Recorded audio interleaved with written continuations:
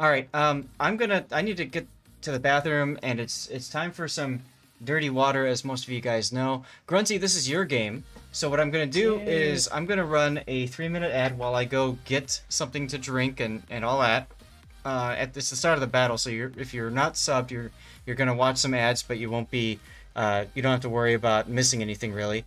And Grunty, you can talk through what's going on in the battle. Okay. All right. All right. So I'm pretty sure this replay is from my actual grind towards the Elding, which is why I'm using all the signal flags and all the stuff. I'm running that no concealment build on it, so really happy there's a second me that can actually hopefully do the dirty work in spots, so I can just farm.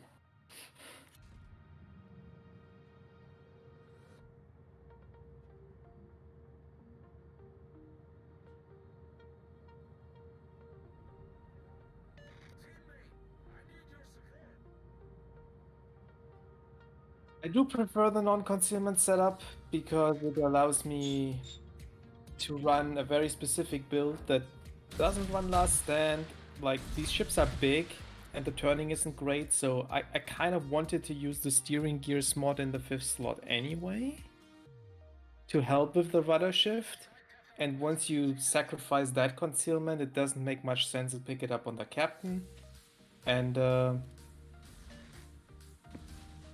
you stay at range, you shoot your guns, that makes Fearless Brawler a good skill again. And it just works out that way. Like, you can play it with concealment. I have done this in a pirate event and tried it. It works both ways, but I prefer that style.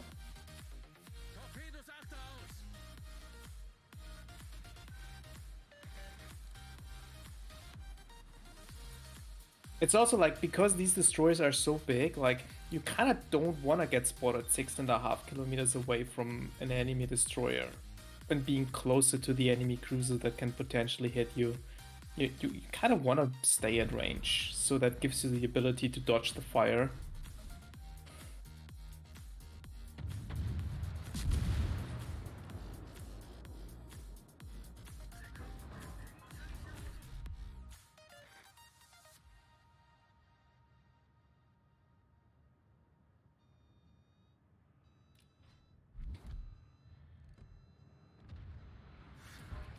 Do you get enough extra damage out of it to, make the loss of the utility worth it? What utility do you think you lose?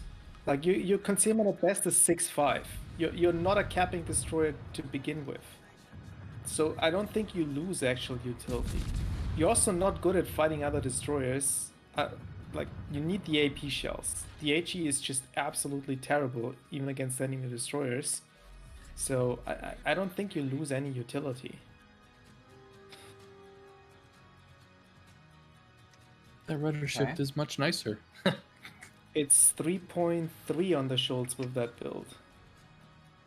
Like, I'm running steering gear slot 5 and then the prop mod in slot 4. Right. And also, I do not have last stand on this build. So the steering gears mod in the 5th slot also helps with the repair time for the rudder, which is down to like 5 seconds. So you only have to worry about your engine. Okay. Yeah, that's true. That's true. Okay. And then what are your... I don't think you can run without last stand if you play the closer build, because if you are closer to the enemy destroyers, they will be able to hit you, and if they use the AP shells, you might actually use your engine too much. Here in this build, I run incoming fire alert on the captain too, so I know when I'm getting shot at, and I'm trying to just dodge those shells. And I basically just sit here in the open and shoot all the time when I can. And I know when I'm getting shot at, and then I move my ship, and they miss, hopefully. I'm amazed that, like, you can do this and nobody cares.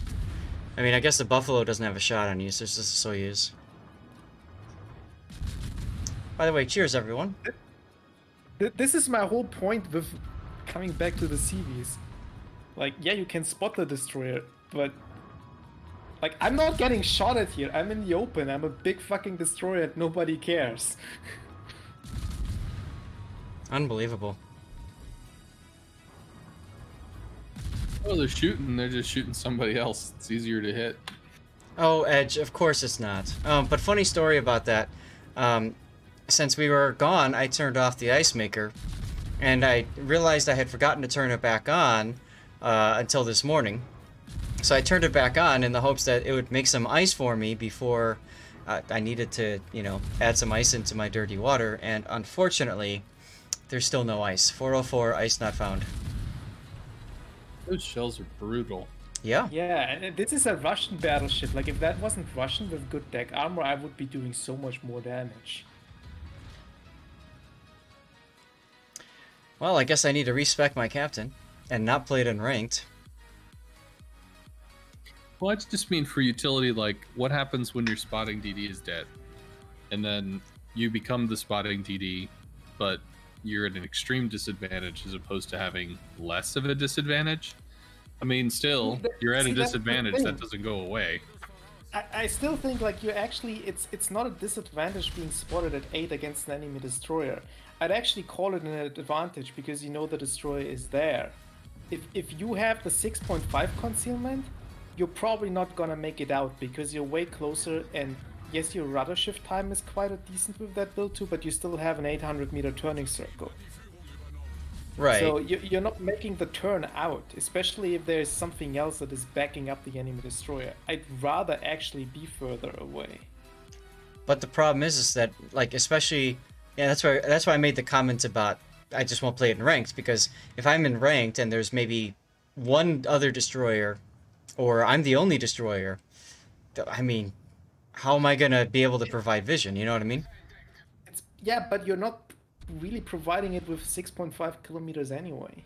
Well, my thing isn't so much about whether you're providing vision or not. It's more, I mean, destroyers allow you to push. Destroyers allow you to make things happen. And if you're against a Shimakaze and you've got 8-kilometer detection, then the Shima just lights you and pushes you back. Well, unless you're going to YOLO in, you know, across 2.5 kilometers worth of distance while being lit to try to find the Shima who's probably running away. So how do you push? Now, granted, if you're lit and nobody shoots at you, hey, who cares? But theoretically, in like ranked or some try-hard kind of thing, they're gonna shoot at you, so you can't push.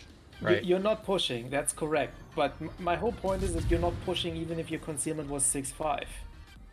At least, like, you need to kill the backup from the Shimmer first. And when you kill the backup, which you can do with this build, then it doesn't matter if the Shimmer spots you at 8 or at 6.5. That is true. I'm sorry, can you say that again? Stevie just decided to come up. Hi. I have absolutely no problem. Like, this is in Alaska and a Riga, and I'm confident just open water shooting them there. I'm surprised you Like- are, yeah. But they're at max range, right? Or close to it. They are pretty much at my max range. Yeah, I'm confident that they're not gonna hit me there. Okay. So, how do you have your commander build and all that spec'd up then? I mean, we know you don't have last stand. I'm gonna link it in chat. Perfect. I'm linking it on the Elbing, but it's the exact same build on the Schultz. Right. Okay. Oof. That is the build I'm using. I mean, again, you can make this concealment build. I just don't think that it has a significant advantage, unless you really want that last stand, but I mean, you could fit in last stand in that build too. Just have to drop something. Mm-hmm. Okay. Which I think what you should drop is the main battery specialist.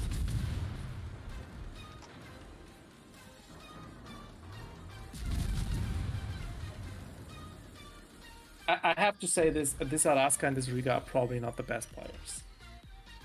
Yeah. I mean, you're playing random battles, and that's gonna happen. So, I think this is like the 3rd or 4th replay we've covered with you playing this ship, isn't it? You did have my pirate bounty battle. Right. That's what I mean. What's up, That was Spider? from the Pirate Bounty account. I think this is the first one I sent in on the live account. Got it. All right, fair enough.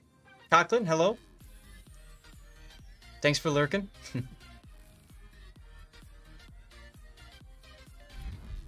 Hey, Coughlin. Bye, Coughlin. I'm also looking at from this place. Like, imagine I had this concealment build right now. Mm-hmm. How would the concealment build help me in the situation I'm in right now?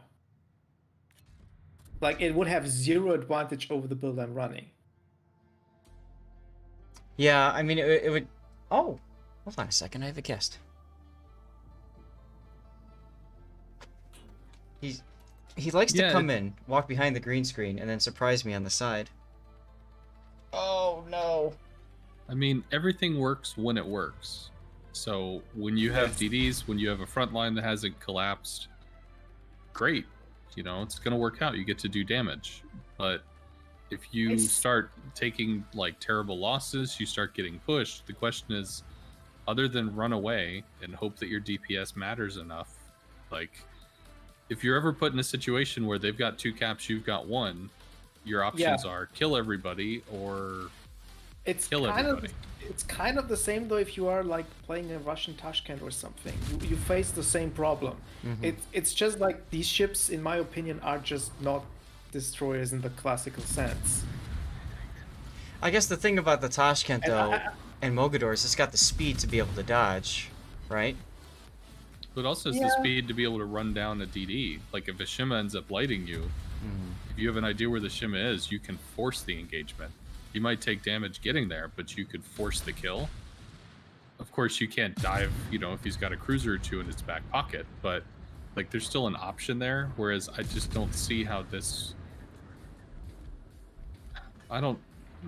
It's interesting. I mean, but it's very powerful. It's specialized in this long range gunboating stuff, and I accept that. If you're the only destroyers, you are fucked. But so is something like we all bitch about the Harugumos that just sit and smoke and farm damage on battleships. This is kind of the same thing, though. Yeah, it is. Like if you were in a Harugumo, you wouldn't have a chance against the Shima either. You're not hunting it down. If it keeps you lit, then your only chance is to basically kill that backup.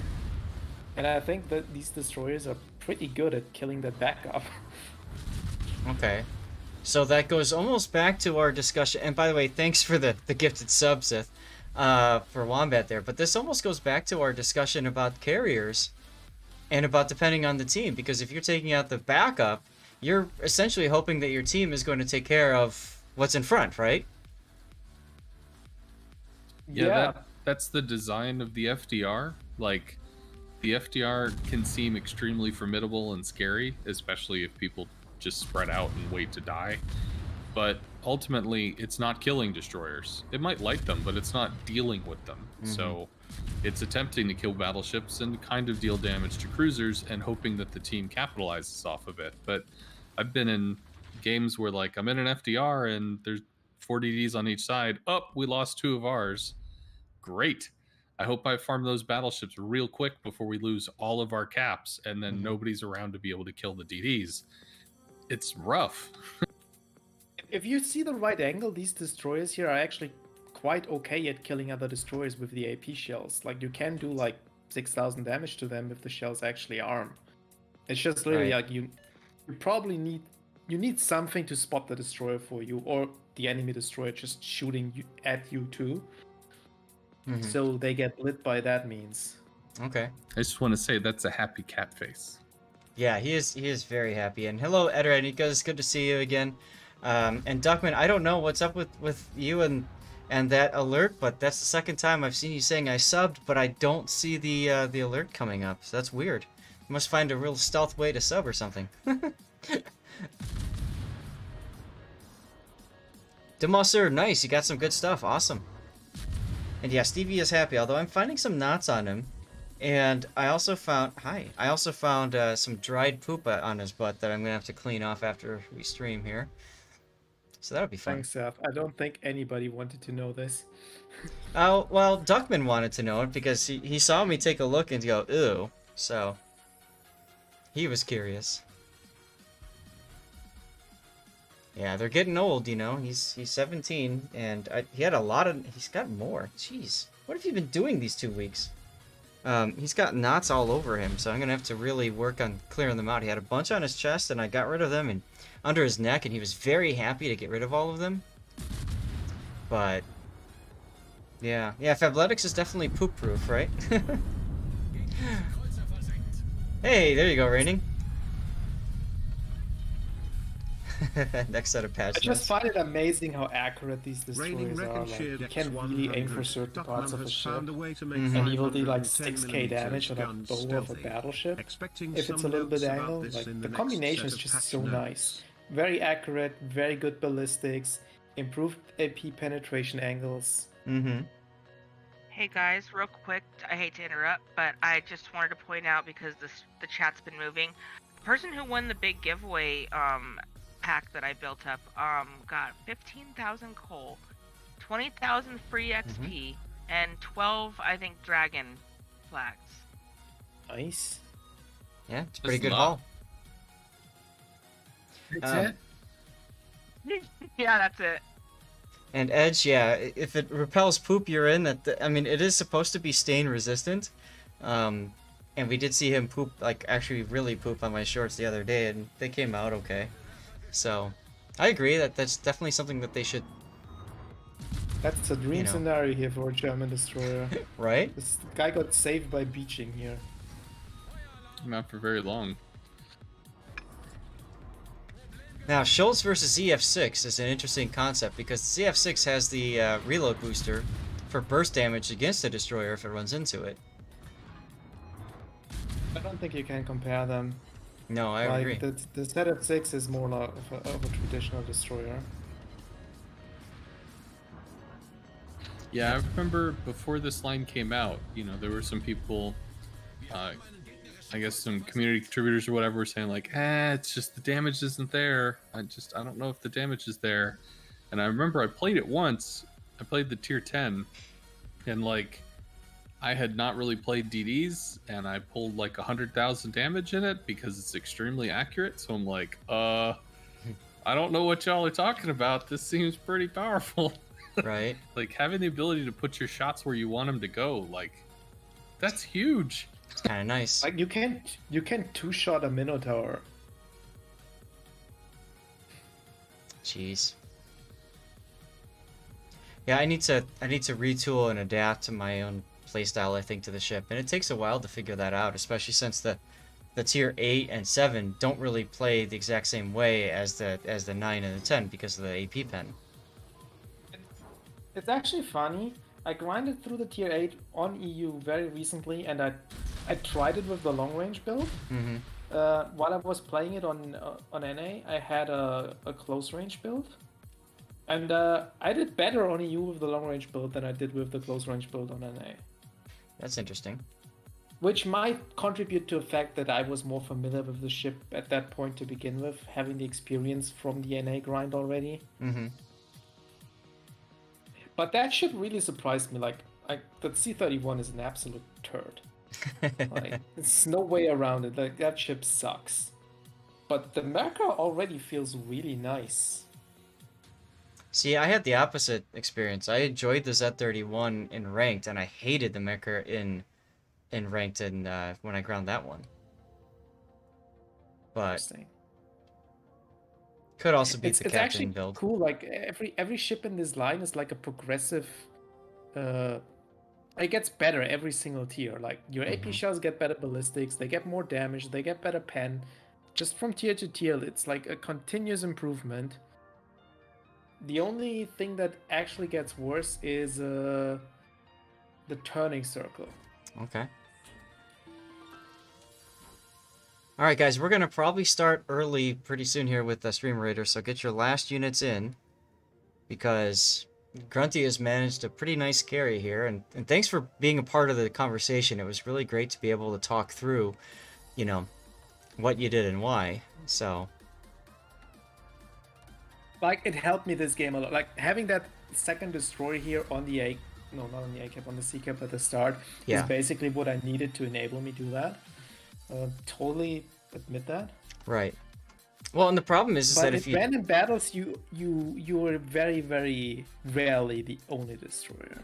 right, but if you are, then you have to go to where the other destroyer is, and that's the hard part because then your team's like, "Where the f are you going, destroyer?" Right? Or they all follow you, and then you start a lemming train essentially, right? I mean, let's be real. Like even if you go with the stealth build, you're not going in the cap at the start of the game because like you have 6-5. Like you still get outspotted, you don't get close, you don't get in the cap at the start, no matter what. So your team is gonna bitch at you no matter what. There you go. All right, guys. So we're gonna start early. Let's see how this works. I think we'll be able to stomp this pretty easily here. We're gonna do a 30-second ad while the game plays, and ready battle and place a spell. Here we go. Let's give everybody the high ground.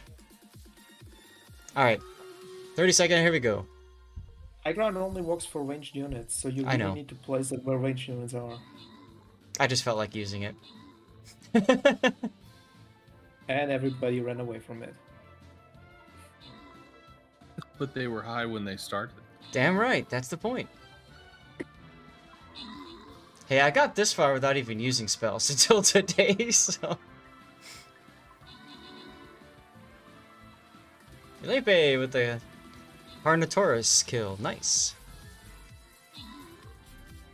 So do you just get to play spells for free now? Like, because you unlock the thing? Does it pull resources or whatever?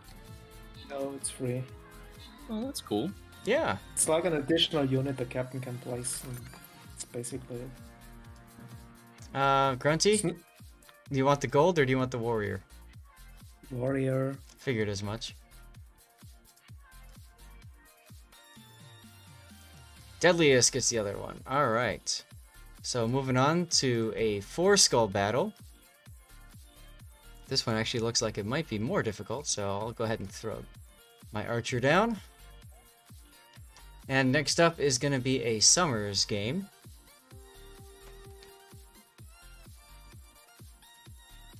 And Still don't understand why they pulled the Summers. That makes no sense to me. too popular, perhaps? Was it really though?